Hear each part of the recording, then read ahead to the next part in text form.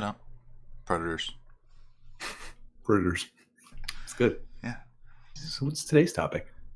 Medical bills. Ooh. Stuff Piling you up, pay. folks. Yeah. So let's talk about United States healthcare because it's ridiculous in how much it costs compared to other nations. I think it's pretty good. Oh yeah, really? No. I don't understand how it's so much. And if you don't have insurance, how are you supposed to pay it? So in general, if you're gonna like ride an ambulance and go to the hospital and they're gonna do some scans or something, like what's the minimum there? Like $5,000? $7,000? $10,000? Oh Jesus! Oh, like what it really costs or what it should cost? I'm saying like what they try to charge you. Oh yeah. It's like $5,000 to $7,000 probably. I would almost guess 10 for some reason. I couldn't tell you the reason, but I feel like they're like it could be 10 if we, Yeah, there's a ridiculous. So there's so. This is like an intricate topic. Where are well, this is a whole episode at one point we keep avoiding, but where is the let's say it's $10,000. Where's the 10,000? Because I could Uber you there in an Uber X. Let's get them the nice Uber and let's get them there $50. And let's rent a doctor for half an hour to drive with them. Yeah, if you could rent actually like be like, Doc, I just need your time. Listen, what's your hourly rate? Time. You make $100 an hour? I just need you for like 20 minutes. Boom. So I put a doctor into an Uber X, and then it's an Uber X with some really nice stuff, and that ride is still not going to total like $10,000 for the ambulance and so all let's that crap. Break down like a simple bill. It's like ambulance ride, you got the room, you got all the nurses, you got the medication, whatever shots they give you, whatever machines they wheel in, the doctors that come and look at you, the doctors that come in and don't really look at you but they're in there, and then the scans and the testing and the blood, all that crap, IVs, the needles, phlebotomy, all that stuff. Probably like 10 times the cost of what it actually is. Okay. And then it gets put in a bill, which you don't see, you don't know, you might not even be responsive. So you can't even say, no, I don't want this. And then they're going to put it all together and charge you over probably months, even years. They might even be like, oh, wait a second. Like one of my recent bills from over a year ago that they go, oh, you still owe us $500. I said, what? A year later?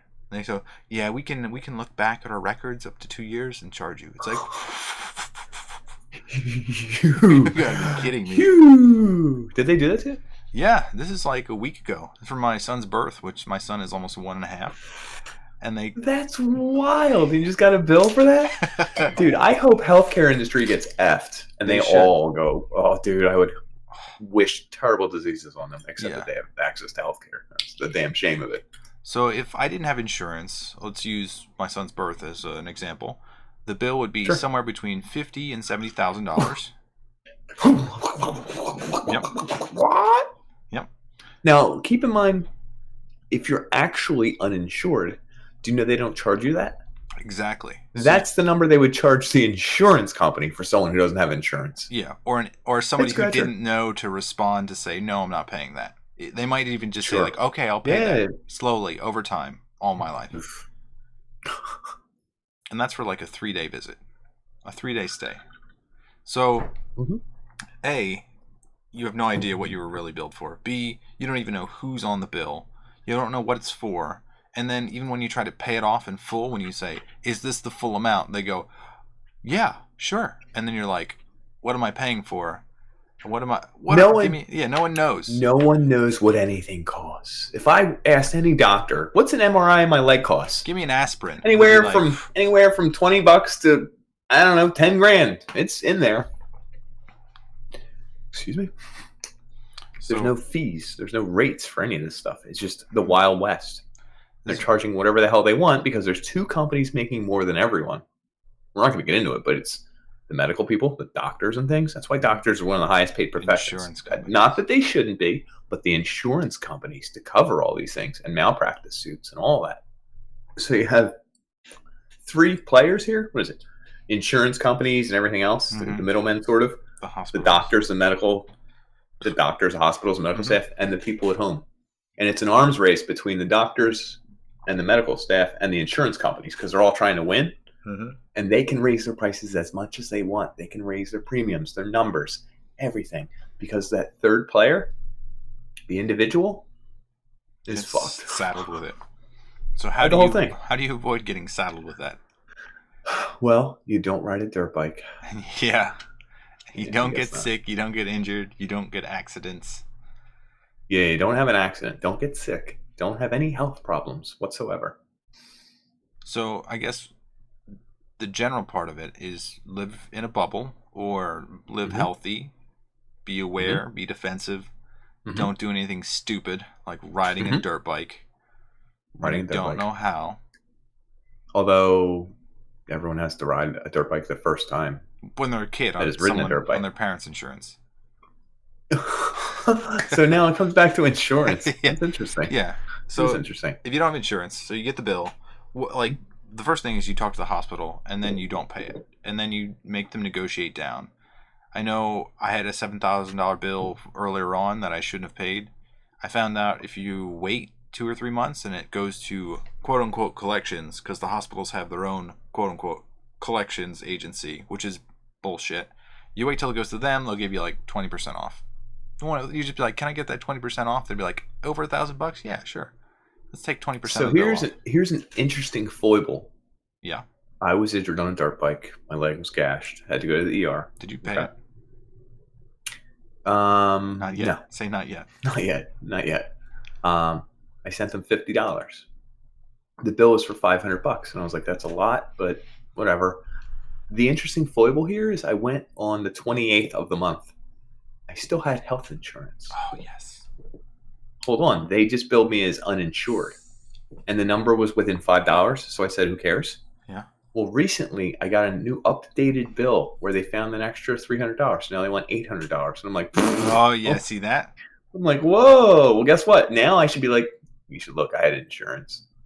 Or should I just tell them to try and haggle and find that number first and then figure out what it would be for insurance?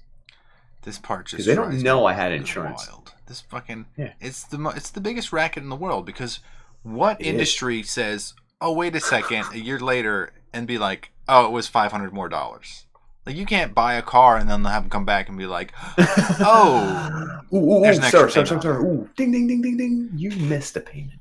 So I didn't miss a payment. Oh, I meant you needed an extra payment. That's what I meant. That's what I meant. It's just money. I mean, it's money. Who cares about money? So, my first thing is don't pay it. Wait as long as possible. If you can take a hit to your credit by not paying it, I would take the hit. Because really? Yeah. I have excellent credit. I have amazing credit. I have for being poor, I have the best credit in the universe. So quick, use your credit and then let the insurance company and healthcare system just fuck that credit out of existence. Okay. And then once they finally come up with a bill that makes sense and has it in itemized, then go on a plan. Mm-hmm. Yeah, itemized in total, and you say, this is the bulk thing, you can't charge me anymore. I think they told me it was 2 years they can actually go back. I would wait like 1 year and 364 days and then pay it and be like, there you go, mothers. Take that, eat it. And that's wow. Yeah, I would negotiate the hell out of it. And then also, the medical industry, supposedly they will take small payments. I literally had a conversation on the phone where I said, will you take $1 every month for the rest of my life? And they said, sir. And I'm like, wait, I will tell you, interestingly enough, I tried to get on a payment plan for this exact injury for $20 a month. Yeah. And I filled out all the credit card information. I submitted it. And it said, we will not accept an amount per month less than $50. I'm like, well, then what's the point of this? And I just canceled. So, no, I have not paid, but I almost did. And for $20 a month, I was gone. But if you had like a $50,000 surgery and you paid $50 a month for the rest of your life, how long would that take to pay off? $50,000 and $50. I don't know. No interest on this, assuming? Yeah. So was that 1,000 weeks? 100 months? 1,000 months. $50, $50,000, 1,000 months. Yeah, 1,000 months. How many years is 1,000 months? Let's get a quick. I have no idea. 1,000 divided by 12. Like 100 years or something. That would be awesome.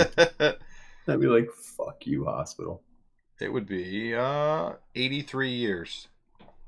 Perfect. I If I think make that'd it, be so. that'd be a That's good deal. another suggestion. Pay it off over time to a ridiculous amount. If it's really is $50,000, 83 years, you'll be paid off. You'll be free and clear. In full. Yeah. That's awesome. That's terrible. I mean, that's really. It's genius, though. It's pretty good. Another thing is I like avoid ambulances unless it's covered in your city. My city covers ambulances. I got an accident. That's pretty cool. It's part of my property tax. So another thing is, if you're not local to where you are, pretty much decline it if you can. It sounds awful. Right. If you're not in a serious that injury, makes sense. and if they are like trying to help you or like hook you up to a machine or something, just say like, no, thank you. I heard that if they actually do a procedure, like they get you in the ambulance and you said no? do anything, yeah, they'll still bill you for it, even if they put like a Band-Aid on. So like an hour's worth of ambulance time or something labor is like ridiculous. Ambulance labor. Band-Aid. The ambulance is like tired. It's exhausted. It had a long day. Yes, it is. Needs a rest. Another funny thing is that if you don't have health insurance and you get something like poison ivy on your balls, you know what you got to do? Tough actin, tinactin. Tough it out. Spray your balls with some weird adhesive, like the open wounds. Just spray them. Who cares? What kind of whitish powder or something? No, I did use talcum, not talcum. Cornstarch. Cornstarch burning. So there's a spray that's made of the same stuff that's in. You mean like cornstarch? Like when you make Chinese food, you like put it in cornstarch to like. Yeah, I dipped together. My balls in cornstarch to stop the weeping. Well, because it was so bad that they were weeping, and I like how you had the mop motion with your hands. Like you're just like. Oh, that wasn't a mop motion. That was me holding the shaft. I was dipping down. The chocolate strawberries. My testicles were weeping into my clothing, and just like, ugh, those wet open wounds. So to cauterize them, I would spray them. Yeah. Mm-hmm. Because it was burning and itching and oozing. Yes. So to stop it, there's like the same thing that's in calamine lotion, the stuff that you would put on there to kind of dry it up. It's an aerosol version, and I would spray my balls with it. And the pain was a 9.5. Avoid a hospital any bill. Doctors. Yeah. I was doing it. The pain is a 9.5 out of 10. I would almost pass out every time I did it, and just shake for a few minutes. And I would always do it in front of the mirror, because where else are you going to spray your balls? How are they doing now? Better, but not perfect. Like, they're still sensitive. This is like a week and a half after the poison. Wait, so I stopped doing that, and when we got back home, because I was on vacation when this happened, I decided I should take a steroid, but I can't go to a doctor and get one prescribed for me. Because that would cost too much. Don't do this at home, but no, you can do this, folks. Trust me. Nick is a prime example. A steroid will clear up your poison sumac, your poison oak, and you're dealing with a leg wound. And you search this online, I bet. No, a friend of ours had for their dog a Great Dane that weighs over 150 pounds. The dog had poison ivy on its nuts. Well, no, it had issues where it needed something cleared up. It was prescribed prednisone, a steroid. Well, I was taking dog prednisone for about a week straight. And it worked? Cleared everything up. Yeah, cleared up. The dog prednisone works just as good as the human one. And you know what? I didn't have to pay a doctor, anyone. Don't do this. Everything's happy. Anyway, so that's what healthcare does to you. I'm here not paying the bill for a medical wound. I'm here taking dog steroids.